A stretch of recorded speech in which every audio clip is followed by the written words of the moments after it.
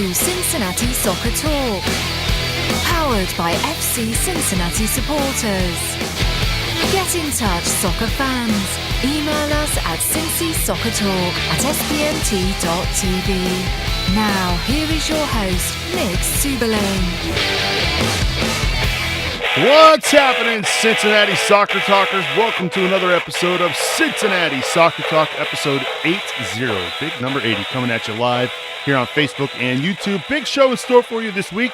We're going to recap the big 3-1 win over the Ottawa Fury last week, which feels like it was forever ago, thanks to an off weekend for FC Cincinnati, which meant we had some time to enjoy a little foot golf. We're going to recap the 2017 version of the Cincinnati Soccer Talk FootGolf Classic. And, of course, we're going to be looking ahead to what turns out to be a potentially big playoff picture matchup this upcoming weekend against the Pittsburgh River Hounds. Of course, we want to hear from you. 513-399-KICK. That's the King's Hammer hotline. So give us a ring. Our main man, Boston Brazil, ready and standing by to take your calls. Of course, you can hit us up on Twitter as well at Cincy Soccer Talk and email us, as always, feedback at CincinnatiSoccerTalk.com. Captains! Hey, what do you know? We've got an episode captain this week, and this is a special one, folks. Mike Hudson sucks. He's a regular here on the show. He calls in quite frequently, but we have to give him a major shout-out and let him wear the armband this week because he did something big for Cincinnati Soccer Talk. He was normally a $5 a month contributor. He upped his sponsorship or upped his support for Cincinnati Soccer Talk to $20 a month.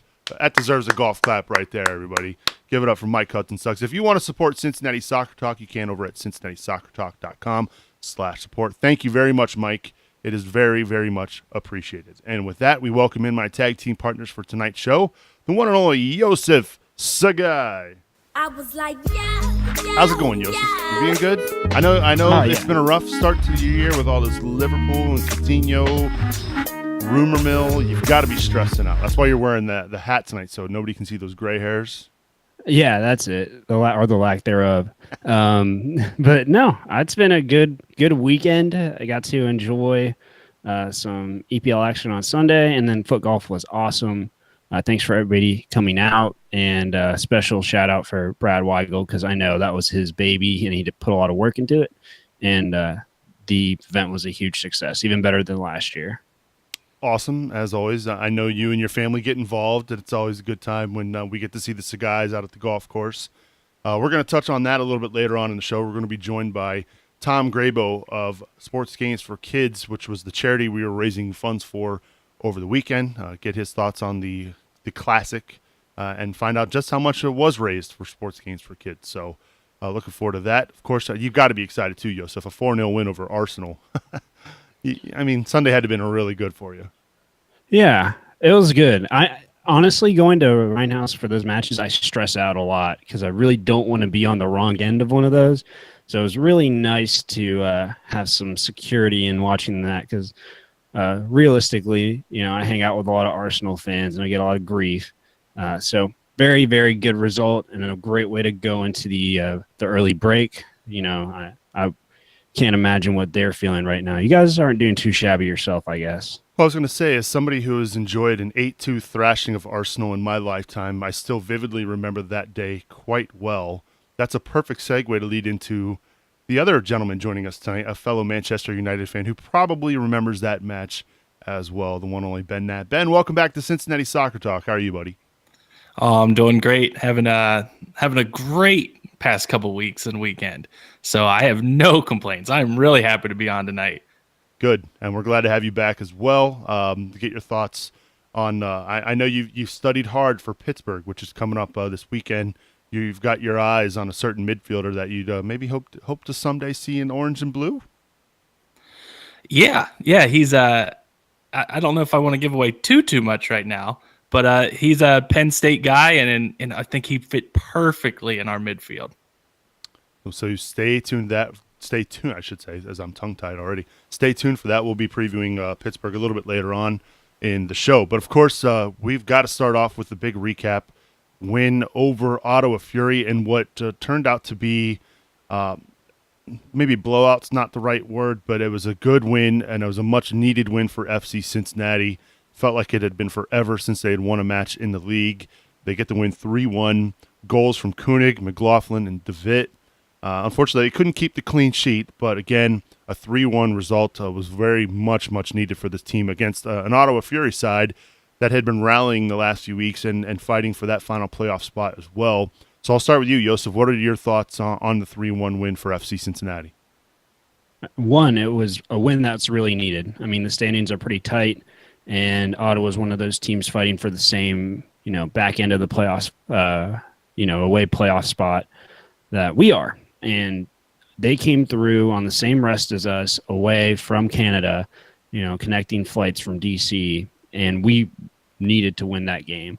And it was great to see. There were some shaky points, of course. It was a 3-1 victory, but there were points where I was worried even after they went ahead. But great to see, Harrison Delbridge's goal line clearance, and just more than anything, I think my favorite part of the match is seeing Jimmy McLaughlin get the back of the net. The 2-0 going up 2-0 really helped the team to kind of put the fans at ease, and also I know it was a big boost for Jimmy, who's been searching had trouble finding the back of the net this year. And he had a great breakaway and just tucked it right into the side netting. So I was really happy to see that. Yeah, it was a good result for FC Cincinnati. It was good. And as you said, Jimmy getting that goal, watching back that match and you see Jimmy get the ball. Basically, he took it from midfield and you were waiting and you thought, oh, no, please don't get caught from behind. But he got it off and put it in the back of the net. And, you're right. It made that game not necessarily out of reach, but it put the ease of mind for fans and probably the guys on the field as well. But I want to go, Ben, as a goalkeeper, I should say, well, I guess we'll call you. You're always in the goalkeepers club. I mean, that's just the way it's going to go. But when you see Mitch Hildebrandt basically get saved like he did by Harrison Delbridge on that bike, kind of talk people through what exactly happened there, because as a goalkeeper, when you've got high shots like that, you're kind of forced to either push it over the bar, and if you don't hit it right, well, consequences can happen. Luckily, Delbridge was there. Yeah, I mean, it's a tough sequence there, and Mitch, you got to look at it. He's a tired goalkeeper. I mean, he's got 24 appearances. I mean, he's played over 2,000 minutes of soccer, and I think what happened was it was a ball into the box, and he got a punch on it, not something that he would probably pride himself on. Ball came back in. You got to make that decision. Can I catch it or can I pop it over? I think he just tried to tip it up over with his fingers, and you could see he turned and was like, "Oh no!" And the second Delbridge cleared that off the line, you could see Mitch's hairline start to come back from that savior. I mean, that's it.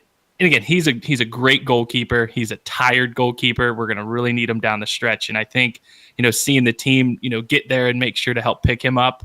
I mean, I think that's just showing how much better of a team we are, against Ottawa than we may have been, in the past few games.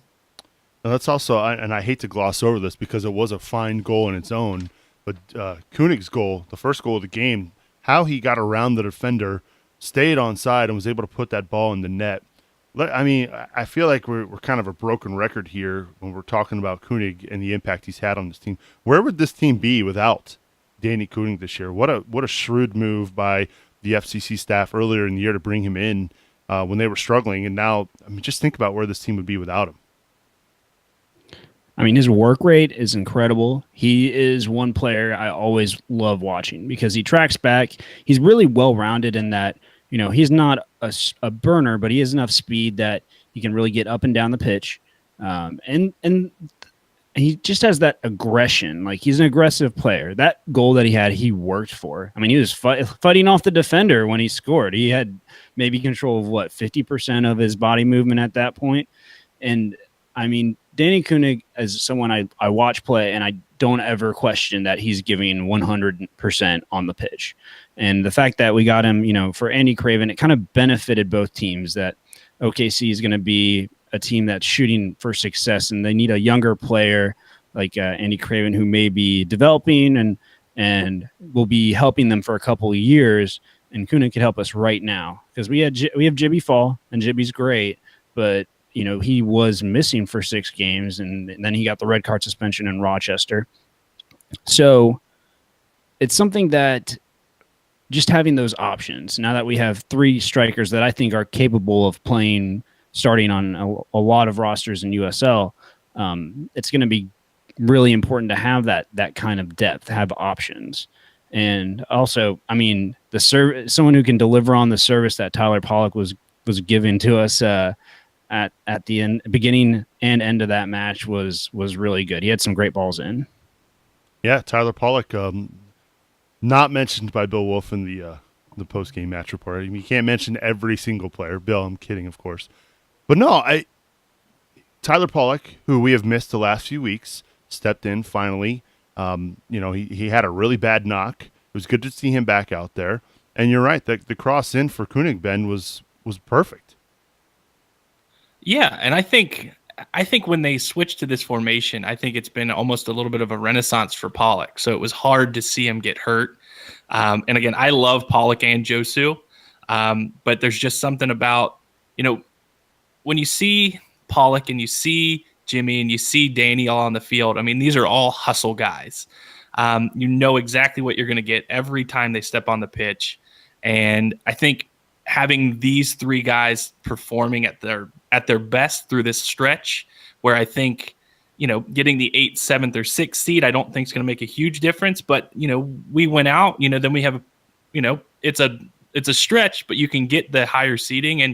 And especially with the fixture congestion, these guys have been, game changers. And I see them keeping the team running at this high level and this high pace through the final stretch of the year.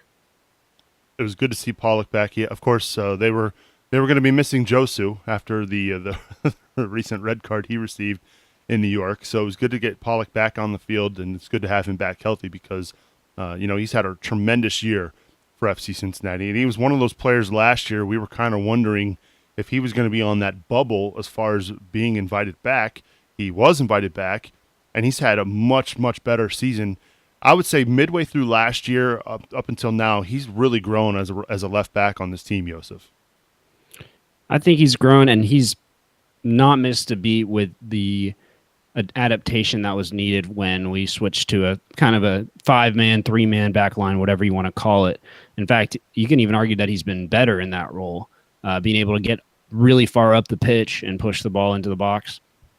And I mean, on that left foot, that's something that's been missing. I don't know who tweeted it, but the combination through him and Jimmy, you could see that they really hadn't missed a beat. And I want to say that, this team, we've had decent luck with injuries, but with the fixture congestion and the roster changes and lineup mixing around the lineup, this was a time when, Boehner was questionable. I mean, he was in the 18, of course, but, he did pick up a knock. Josu was on a red, and, we had Alan Koch on the other week saying, that Justin Hoyt is still getting back on track physically.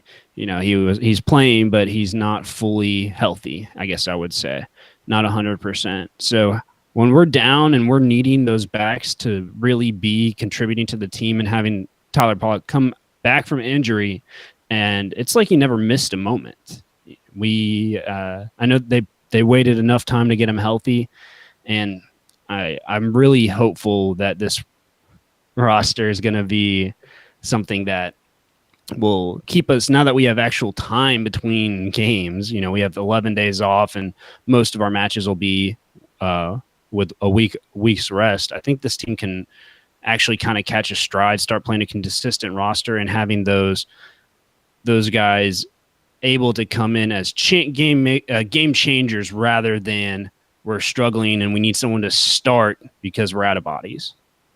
Yeah, you mentioned Coach Koch on last week. I mean, I don't know how many times he said it. I wish I would have kept track, but tired was the word used quite a bit during that interview with Koch. And so, you look at that game last Wednesday night leading into their break or mini break or whatever you want to call it. It was an absolute must-win, and it was a good.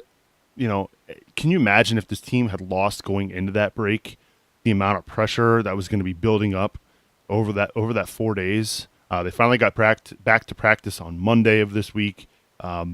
So they lose that game, and now all of a sudden there's all this chatter. With the win, they went from 9th all the way up to 6th, and then the results over the weekend happened. So now they currently sit 7th in the Eastern Conference, Ben. And just from a mental aspect, I know they've been tired, and I know they had a rough week, getting eliminated from the Open Cup, getting blown out by Louisville, getting blown out by the Red Bulls too. I mean, this win over Ottawa could not have come at a more perfect time. Oh, yeah. And it's not even so much that the win, and was it a cakewalk? No, absolutely not. But it was a comfortable win. And you saw some guys scoring that you want to see scoring. Jimmy needed the goal. Danny needed the goal. You got to see DeVitt get his first goal with the crest on. So I think that this win was probably and is probably going to be the most important win.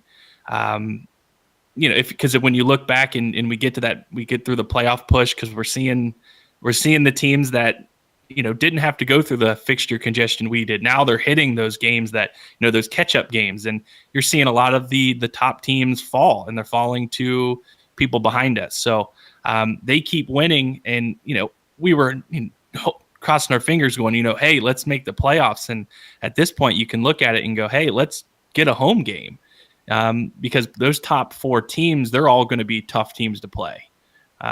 So no matter whether we finish in the 8th spot, 7th spot, 6th spot, we're going to be playing a difficult team, because the Giants that's what they're doing. They're beating up the other Giants, and we really need to get the highest seeded spot to really give us a shot and make a run in the playoffs.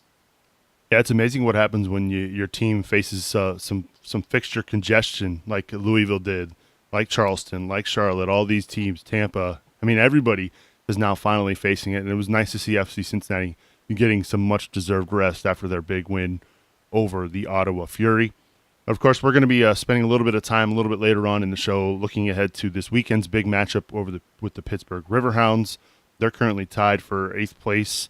They're a team fighting for that last playoff spot as well. So, plus, every time Cincinnati and Pittsburgh gets together, no matter what the sport, it's going to be a throwdown, knock them down, slug it out kind of match. So we'll be talking about that a little bit later on in the show. But first, we want to recap what happened over the weekend at the 2nd annual Cincinnati Soccer Talk FootGolf Classic, benefiting sports games for kids. And joining us now on the King's Hammer hotline is the one and only Cincinnati superfan, Tom Grabo. Tom, how are you doing, buddy? Hey, everybody. I'm doing good. How are you all doing? Oh, we're doing fantastic, man. A tremendous event over the weekend. Sports games for kids. We raised a lot of money. Talk about the foot golf event and what were some of the highlights for you? Okay, well, I guess I'll go ahead and say the highlight was, of course, just playing foot golf. That was awesome. It's so much fun, and if you haven't played yet, I definitely recommend it, either next year or if you can, get out there and do it yourself with some friends somewhere. But that was definitely a highlight. I guess we'll get to the cold hard numbers real quick, and I am astounded, but you guys raised for us over $1,600 for sports games for kids. So that's absolutely incredible, and thank you to everyone who put so much work into that, and all the sponsors and everyone who attended. So thank you all for that. And as I've already said online before, you guys are now our single largest source of revenue from your Paint Up drive, where you raised a lot of funds for us, and now this Cincy Soccer Talk FootGolf Classic. You guys are absolutely the number one source of revenue. So thank you guys so much. Well, you don't have to thank us. You just got to thank everybody that participated. I mean, it's a great event, and as you said, foot golf is a lot of fun. And the fact that we're able to raise money for a great cause is it's pretty awesome. We got to give a shout out and big thanks to Joseph Auto Group. They were a great sponsor this year. Rhinehouse, Queen City Firm, 513 Shirts. It was a lot of fun. If you had to pick one highlight from the weekend, Tom, did anybody slip and fall like last year? I know obviously the weather cooperated a little bit better this year. No, we didn't have any slips and falls. I will say one of our teammates, Devin, had an absolutely incredible shot up over the hill and got us in 2 shots, got us into the hole. But, yeah, I'd say that was probably the biggest shot of the day. Yeah, I mean, Grabo, the last year, I wasn't unable to play this year, but last year, we had 2 separate foursomes, but we got to play with you. And I remember, no one understands that you play this in full getup. I mean, hat, cape. I mean, it's difficult to play without any of that stuff on. So, did you notice that? Do you think the cape gives you any disadvantage on your team? Well, and Stevie here, Miss Cincy superfan, is sitting here laughing at me, remembering exactly what happened at one point where I went for a wind-up and my foot went back, caught my cape, and I went almost all the way down, barely saved myself. But, yeah, the cape is definitely a disadvantage and had to be careful from that point out. So That's fantastic. Yeah. I mean, as somebody who has worn a cape, I remember how difficult that was. And it's not like some plastic thing. These things are heavy, like polyester capes, man. They're built to last. Yes, they are. And thankfully, you see, all those capes are all handmade. I just, Joanne fabric stuff, put it together, paint it, whatever. But I am very lucky to this year, Miss Cincy Superfan had me professionally made capes for my birthday. So I'm looking forward to, once we get some logos on those, wearing those to some matches in the future. Tom, I do want to say that I think we had a lot of kids there who were happy to see you. But of all of the things that we had donated into the raffle, I thought we saw you bidding on some stuff, and we had the prizes that we gave away for the winners. On the table, was there anything that you wish you had gotten from the raffle? Because I know you came away empty-handed, but we did get a lot of funds through the raffle process as well. Let's see. The one item that I really wanted that I don't even know. I know I saw it when it was announced, but I think I might have looked right over it. I think Matt Adamchick's son won. It was the autographed soccer ball that was there on the table. That looked pretty cool. Are you kidding me? Adamchick's son won the soccer ball signed by everybody? What are the odds? Yep, that was him. Nice. I bet they're a happy bunch there at the Adamchick household. That's yeah, awesome. They definitely deserve it too. They support us a lot at Sports Games for Kids too. So I was glad to see them win some good prizes. Oh yeah, absolutely. They're a great family. Matt's a great dude. All right, so I got to ask this question now. Now that this is over with, what is it that we what would you like to see for next year's FootGolf Classic? What is it that you want to see more of? Well, you guys do everything so well. The only thing I could think of, and I don't know how to incorporate it in any way, but I did do a charity golf outing for a separate charity, not for Sports Games for Kids. And they had, a couple different holes that were like their fun holes. And what they had to do was, in the one that I was at, instead of your golf club, you had to use either a baseball bat, a tennis racket, or something else I can't remember. And you could either pay you could pay, I think like $5 or something to use your club. So it both brought in some donations, and it was hilarious watching a bunch of grown men try to hit a small golf ball with a baseball bat. Everybody thinks it's easy. I promise you it's not. But something like that, or in another one, they had to wear, the guys had to wear a tutu, and girls had to wear something else crazy while they golf that hole. So I don't know, something like that might be fun. I am all for seeing Brian Weigel play foot golf in a tutu. I will make sure to put that one right in the suggestion box, right on top for Brad Weigel for next year. And see, Weigel, you can pay your way out, and we get a nice donation. You don't have to wear that tutu. Everybody wins. We can't give him an out this year. We can't. We've got to make him wear a tutu at the foot golf event next year. All right, I'm all for that. Well, Tom, again, as always, we thank you for coming on. Thank you for all the support of what we do here at Cincinnati Soccer Talk. We're honored to work with you and your charity, Sports Games for Kids. I'm a little bummed I couldn't make it down to the foot golf event this year. My best to everybody who took part. I'm going to do my absolute best to be there next year. Coaching duties got in the way. I apologize, but I am making a concentrated effort to be there next year because I want to support what you do, and I'm super proud of what you do. And I mean, honestly, all the credit you get, it's well deserved, my friend. Well, thank you all very much. Of course, I could not do it without friends and the support of friends and family like you guys. It's excellent. So thank you very much for what you guys do. Tom, if folks want to learn more about sports games for kids, where can they find it at? Please check us out at rgfk.org. I know it's a little misnomer there. It's RGFK because we started as Reds Games for Kids. So that's our website. And then you can find us on any social media platform as Sports Games for Kids. Fantastic. Tom, appreciate the time, buddy. And we'll see you around FC Cincinnati games this year, buddy. Yep, I'll see you guys this weekend. Y'all have a good one. You too. That's Tom Grabo joining us here on the King's Hammer Hotline. Tremendous that we were able to raise over $1,600 for sports games for kids. That's remarkable. We've been doing this show, this podcast, this website for like a little over, a year and a half now. And the fact that we were able to raise $1,600 for a charity, I personally never thought we'd see the day where something like that would happen. And I'm not sure what we ended up raising last year at the event. I'd imagine it was probably pretty close, but $1,600, Joseph, that's a pretty good deal. That is a great deal. And I think it made it all worthwhile, just seeing everybody out there having a good time, but coming away with that kind of dollar amount for the charity is outstanding. So again, I know I said it before, but thanks to Brad Weigel for and everybody who helped out, because I know it took more than that, but I know he spearheaded the operation. And I would say also, I thought it was hilarious that the Adam Chicks, Matt had bought a bunch of tickets that he gave the kids, and then as they were drawing, they had a number. So everybody had a number associated with your tickets. Like I was number 2, and the kids had their initials on their tickets just to make sure that one brother didn't get another brother's prize if they both put in for the same prize.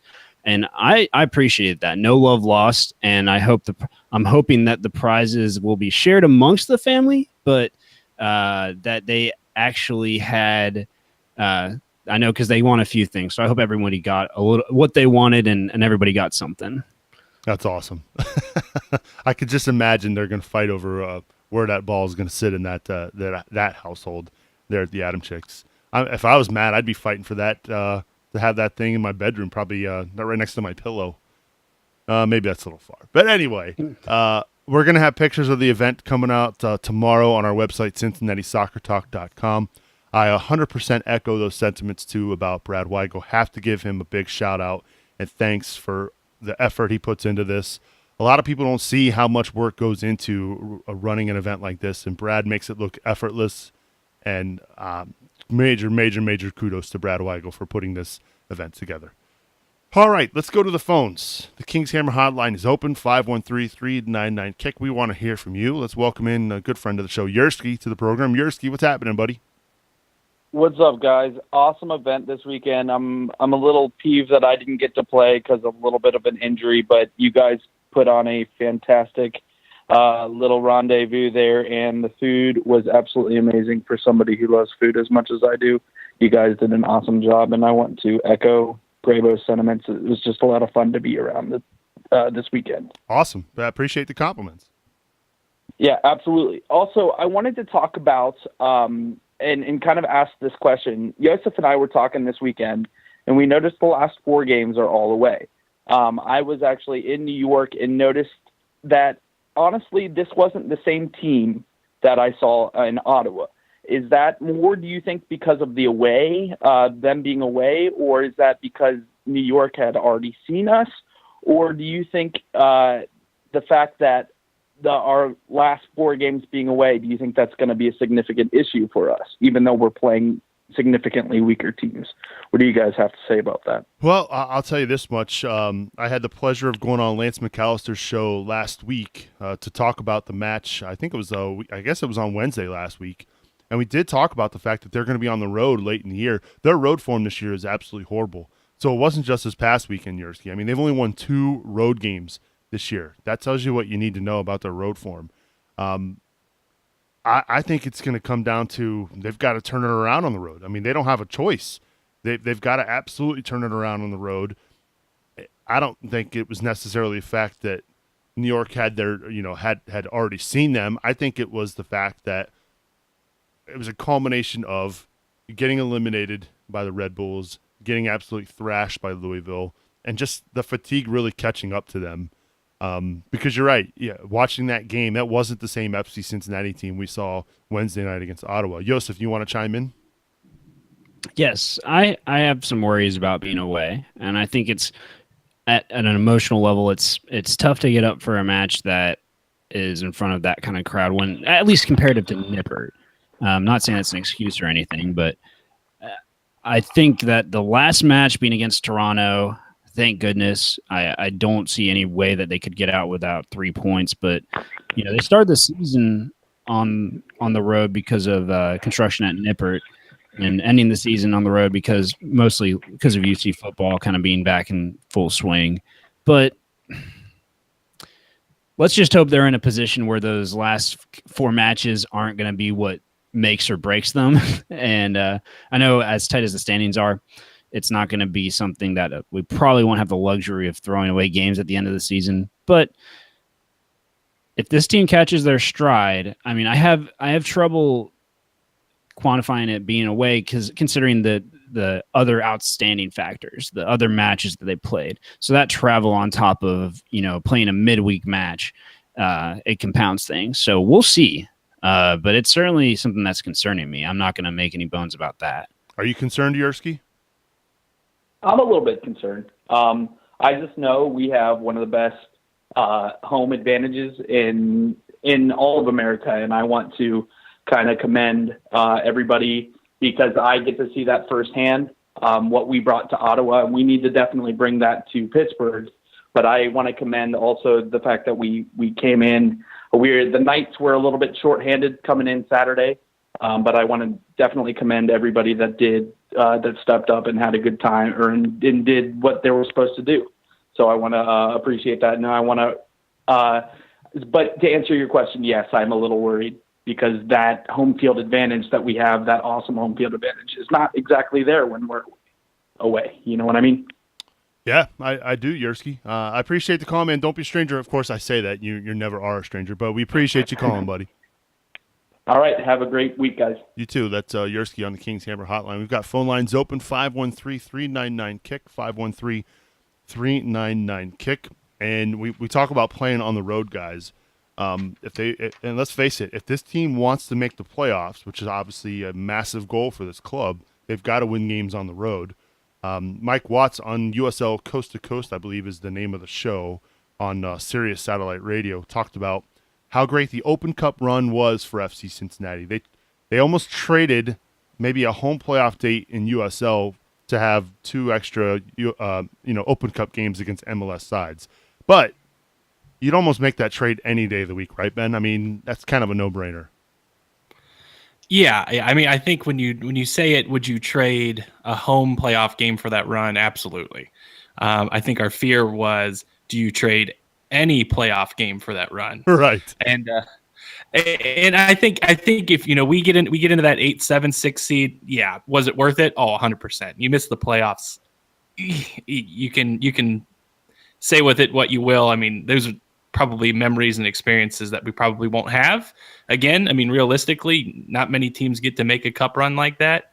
But at this point, the team needs to look at getting into the playoffs, not focus on the seed.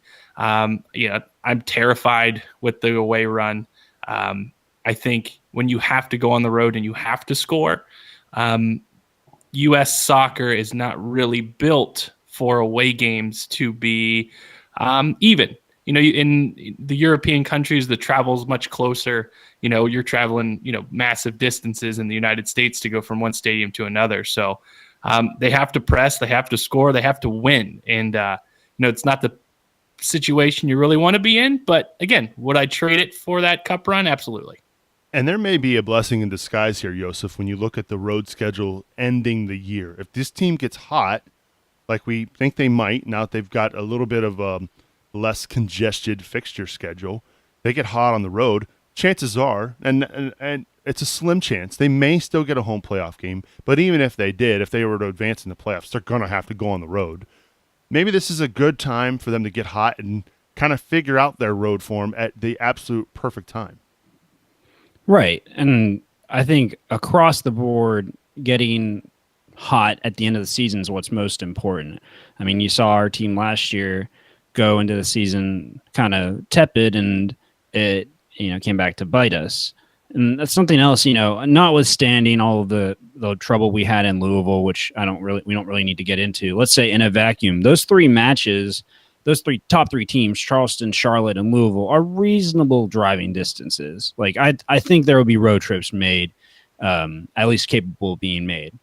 And so fans can get out and there will be support, but you're right. It'll kind of be the way they have to adopt to playing on the road, because likely that's what's it's gonna take to win anything significant in the playoffs. Now, all that said, I think overall there's going to be a focus on just general form, because even with 2 home matches left, they aren't slouches. Pittsburgh's won 3 in a row, and they're coming up to our house. So I think it's just staying on track as a whole, not dropping points when we need them. Even, the general rule is win at home, tie on the road. And we've kind of lost that luxury as times went on by dropping points at home. So it's going to be do or die. But I think one blessing in disguise is that we've had a lot of players who picked up yellow cards and gotten their accumulation suspensions out of the way. Most likely they're not going to see another one of those this season. And then we have players who I guess will be able to finally play consistently with a consistent lineup is what I want to see. I don't know if we'll see one, if it's going to change tactically because of just the way Kosh is running things, but the capability of actually having the same lineup go out, the same 11 go out each week, or, little changes as needed, is something that really, I think, will help build that same consistency. It's more than one thing that goes into just, winning on the road. If you're watching us live on YouTube or Facebook, we want to hear from you. Give us a ring on the King's Hammer hotline, 513-399-KICK. Are you concerned about the schedule down the stretch? FC Cincinnati having to play away from Nippert Stadium. We want to hear from you. Hit us up on Twitter as well at Cincy Soccer Talk. Let's go back to the King's Hammer hotline. I'll welcome in Jono to the show. Jono, welcome back to Cincinnati Soccer Talk. How are you, buddy? Nick, I am awesome, man. How about yourself? Thank you for having me on. My pleasure. I always enjoy talking to a fellow United fan. How are you? Dude, I'm doing very well, and I'm always down to talk about United as well. We should start another podcast about that, but that's for another time, Nick. Sure. As soon as I can find a time for it, Jono. Right? I know. You're not busy at all, are you? No, never. Well, so, Nick, I wanted to give you a call because some friends and I put something together, and I wanted to tell everybody about it in the soccer community of Cincinnati. Okay. So, sitting there thinking the other night, like, man, I really wish I could do something to help out in Houston. I'm sure we've all seen all the crazy stuff that's going on in the news that just blows your mind, and honestly, it got to me.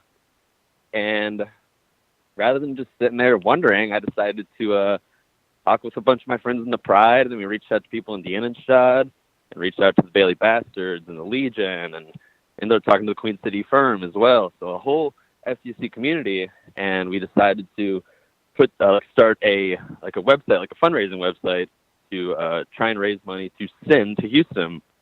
And the idea was, I called Matthew 25 Ministries and asked them, what's the number one thing you guys need right now to donate out there? And they said it was water. So in quick Googling, saw that you can get cases of water for very, very cheap, $2 a case at some places.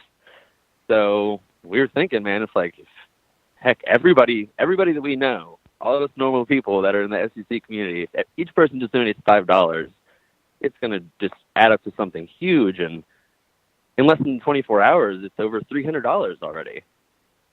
And I wanted to tell people about it and spread the word. and see what we could all as a community kind of put out there together to help just some fellow people in need out in Houston. Well, that's one of the great things about this FC Cincinnati community, and we saw it over the weekend with the Soccer Talk FootGolf Classic, Jono. This is a giving community. So, folks, if folks want to contribute or donate, what's the website so we can get it out there? So it's youcaring.com, YOU caring, CARING.com. And when you go to search, just type FCC supporters, and that'll take you to the link, like the donation page. We call it FCC Supporters Unite for Houston. And right now, we, the goal, honestly, is just to raise as much as possible. But with these websites, you have to set a goal, and if you don't reach that goal, then the money goes back to everybody. So we wanted to start low. We started at $1,000. And once it gets to that, because I know it's going to get to that, then we're going to increase the goal. And it's like kind of depending on how quick we can get to that point, is I guess how we're going to judge it. But because it has that weird thing where it's like you have to reach your goal, we don't want to set it too high right now and not reach that goal. You know what I mean? Oh, yeah, absolutely. So it's youcaring.com, and then you want to search for FCC supporters. And I'll make sure, too, this week on the show notes for this episode, I'll include a link as well so that people can go and donate. You're looking for monetary donations. So it's not like you can just drop off bottles of water or cases of water. You actually have to contribute money, correct? That actually also works as well. We were saying, like, either way, whether it's if you're at the hanging out at the bars before one of the games, we're doing this up until the 16th of September. So that's it's 3 games from now. Like, this upcoming game is on the 2nd. That's kind of where we're going to start collecting, whether it's bottles of water or if you want to donate cash when you're at the bar. The 2nd for the Pittsburgh game, and then the 16th for the New York Red Bulls game. So that's the idea of when we're going to, I guess, stop taking donations is the 16th. So it's about 2.5 weeks or so, 3 weeks or so. So you can drop off bottles of water, cash at the bars, and talk to anybody. Again, it's Bailey Bastards, the Pride, DN and Shaw, the Legion, and Queen City Firm. And you can either do it online if that's convenient for you, with it's credit card or cash or bottles of water. Anything works. We're going to take it all to Matthew 25 Ministries, who's going to send it out to Houston. Awesome stuff. And it's a great idea, Jono. I hope we hope that we can help you reach that goal. Again, youcaring.com, and search for FCC supporters, and let us know what else we can do to help. All right, buddy? I appreciate it, man. Cincinnati Soccer Talk's already been huge contributors to it, so thank you guys, and thank you for giving me a couple minutes to chat with you about it, Nick. I really appreciate it, man. Not a problem. Best of luck. We'll talk to you soon, buddy, all right? Thank you, sir. Take care, guys. That's Jono giving us a ring here on the King's Hammer hotline, youcaring.com. And then we put the link out on Facebook, and, of course, like I said, I'll put the link in our show notes as well if you want to contribute and help with the disaster relief there to Hurricane Harvey. Lots of bottled water will be needed down there for sure after the devastation we've seen the last few days. So nice job, Jono. And, of course, as I said, the FCC community is tremendously giving. I mean, and it's not just the FCC community. It's really the Cincinnati community. Everybody steps up for causes around the city. So really good stuff there. All right, now we'll move on, and let's talk a little bit about Pittsburgh. It feels like absolutely forever ago that we played this team, all the way back in week 2. It was so long ago we did the Cincinnati Soccer Talk bus trip for this game. That's how long ago it was. FC Cincinnati that night, winners 1-0, their first win of the season. That night, GB getting the lone goal in that game. And a game that was not exactly the prettiest night for soccer. For whatever reason, neither team really firing on all cylinders. Of course, it was early on in the year, so you can't expect to have teams coming out and looking perfect right away. But FC Cincinnati that night struggled against Pittsburgh, and now this basically is what amounts to a must-win game for FC Cincinnati here at home. So let's talk about the Riverhounds, Ben. You've done a lot of studying for this group. What scares you about the Riverhounds?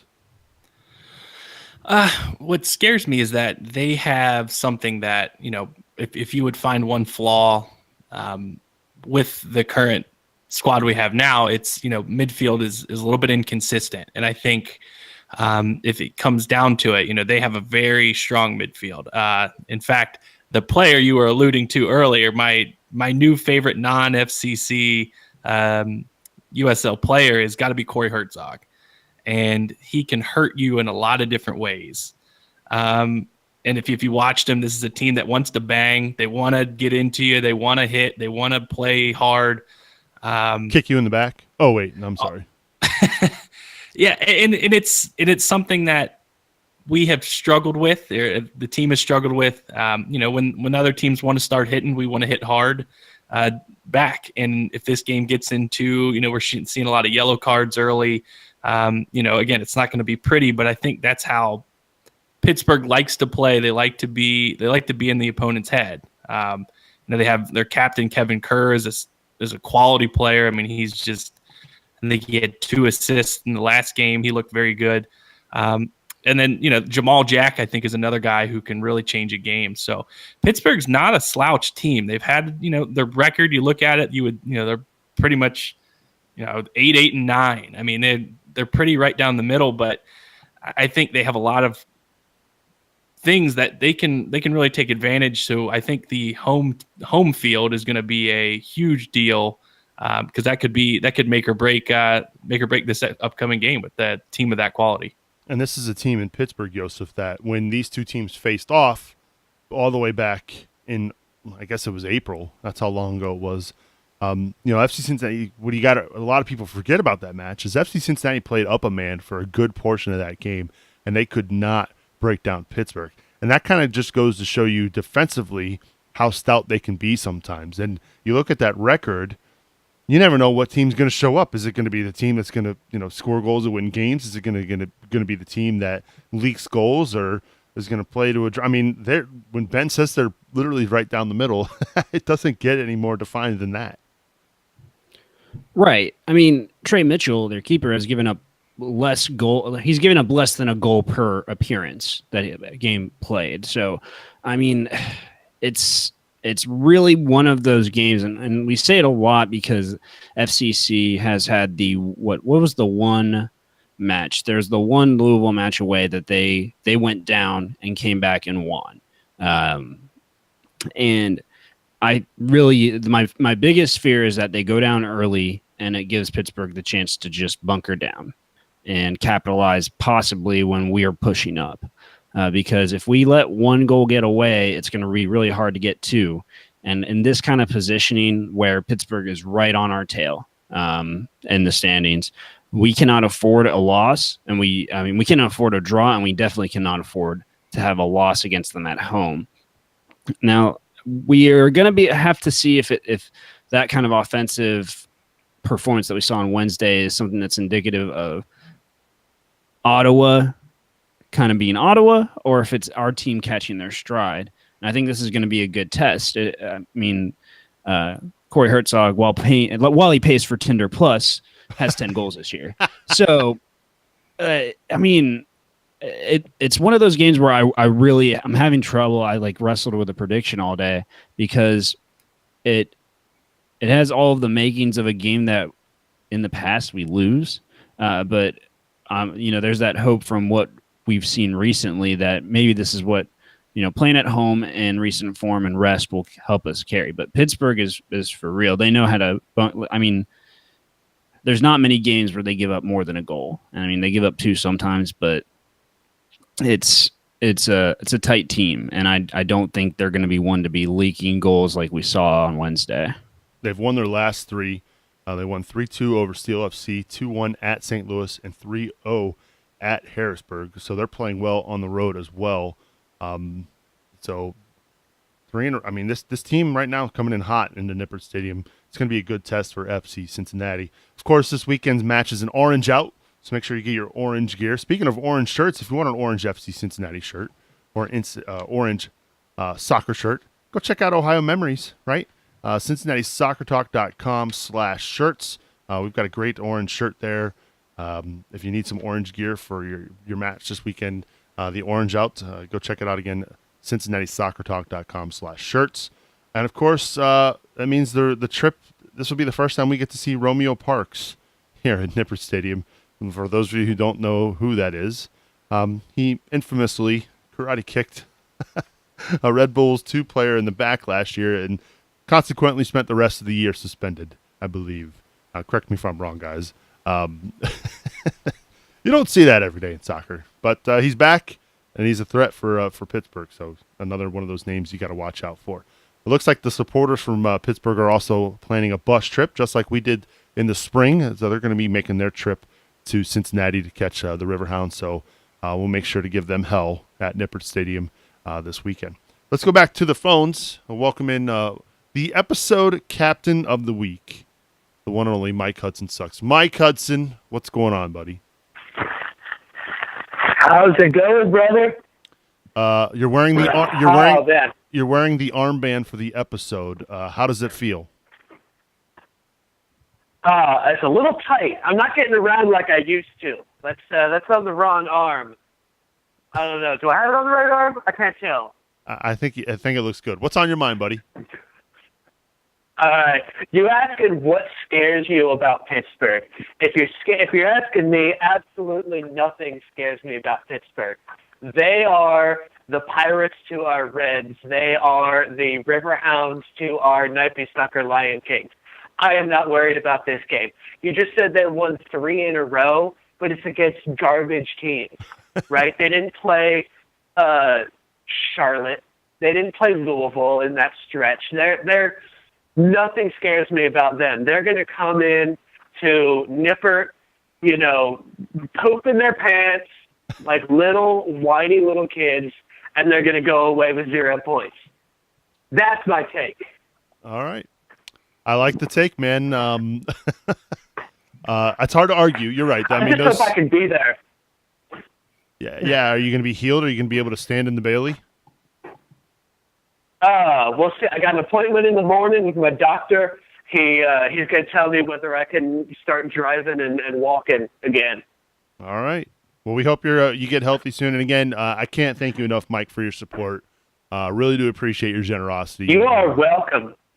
You guys kick enough ass. You are worth it. Thank you, Mike. And you're I don't know if you're watching this, but I'm going to give you the horns up and the tongue out because that's your move there. Thank you. I appreciate it. There we go. Hail Satan.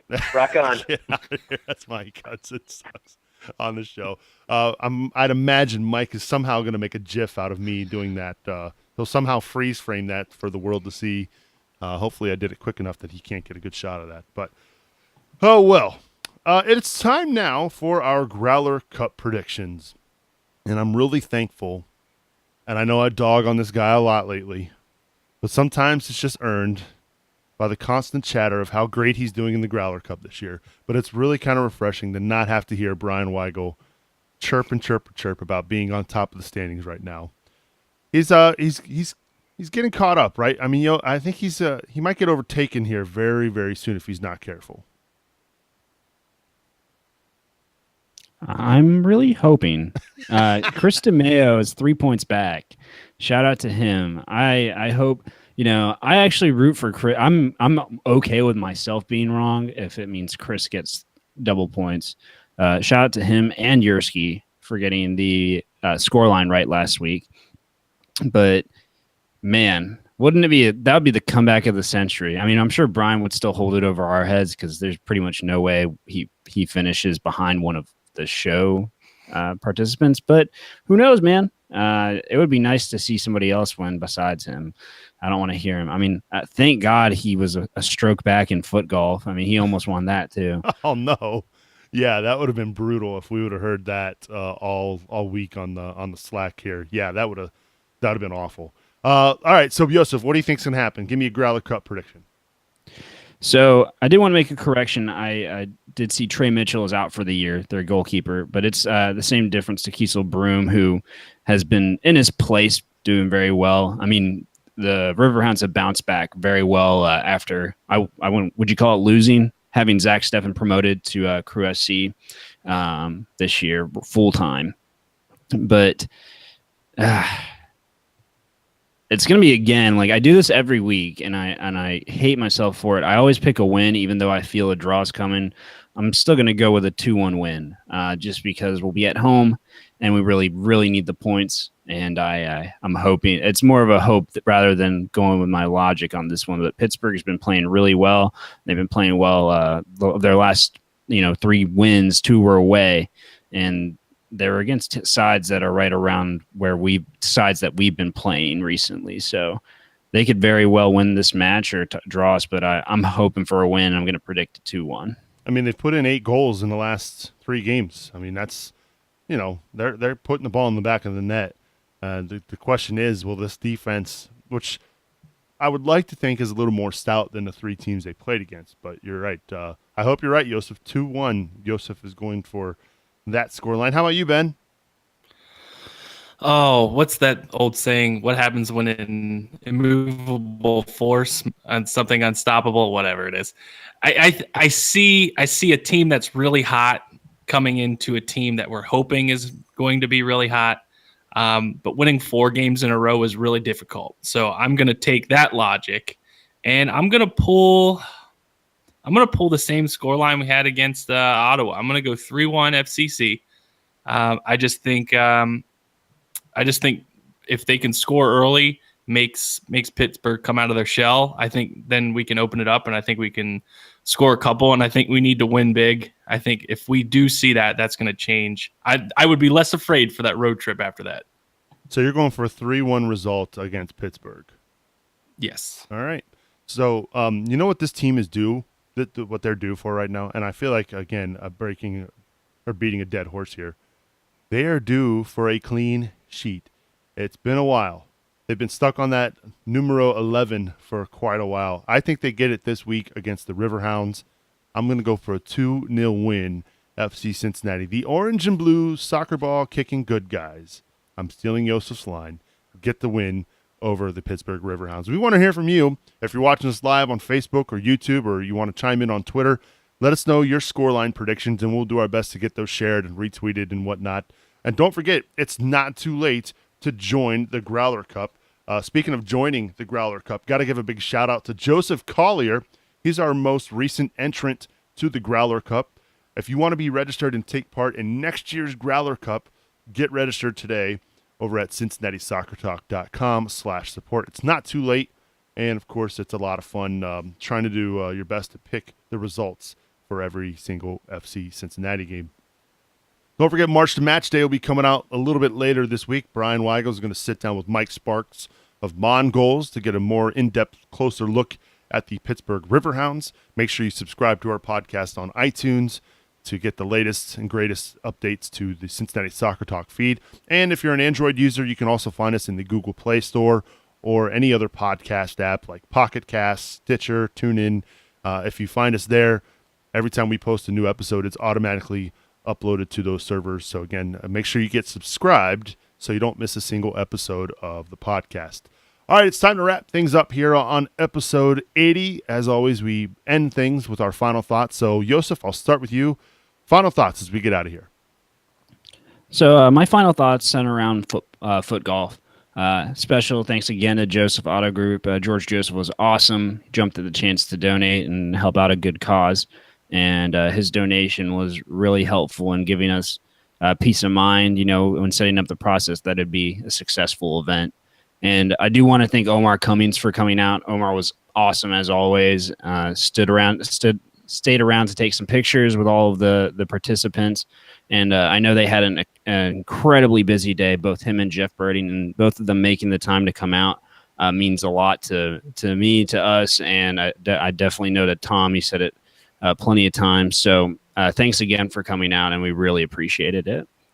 Good stuff as always, Joseph. Appreciate your time here on another Tuesday night of the podcast. Yeah, good to be back, Nick. Thanks for having me on. And Ben Knapp making his triumphant return to the podcast. I feel how many weeks is it? I guess it's been a while, but glad to have you back for your second go round. I think the last time you were on, we had some incidents. We did not have that this week, so well done, Ben. Yeah, at least I know it wasn't me. That wasn't the reason. Yeah, no, and I mean the biggest thing is thoughts going out to Texas and and hopefully money. They need everything that they can get, and it's been a great week as a soccer fan. Past couple weeks have been really exciting for pretty much anybody who's watching it. I think whether you're a fan of this team or any other team, it's just nice to see the game that we love, we'll call it soccer, that it's growing and that we really have a team to get behind here. And I think in the just hearing that the FC supporters unite, getting that together, that it really is a great community, not only as Cincinnati soccer fans, but as again, like you said, the city and just fans of the game in general. And lastly, Corey Herzog, if you're in town and you want to try Skyline, I'd be willing to foot that bill. So nice. Good stuff, Ben. As always, appreciate you being back on the show. Always glad to be here. A couple final thoughts from me, to bear with me for just a few moments. I got to give a shout out. Now, I will say this, as a Moeller grad, the GCL, I'm not a fan of the rival GCL schools. Joseph is a grad of St. X, but I do have to give them some major props over the weekend. They brought home the Jesuit Cup, which is a high school soccer tournament among Jesuit schools in the state of Ohio. St. Xavier knocked off the number one team in the country this weekend. So you got to give them a shout out and major props. This is Cincinnati Soccer Talk. And as much as it pains me to say it, kudos to St. X and the high school soccer team there. Wow, my heart hurts. I think I need to move on. Okay, I'm kidding, of course. No, but that's really, really cool. And the fact they knocked off the number one team is pretty excellent. So, Joseph, as a grad, I'm sure you were quite proud of that.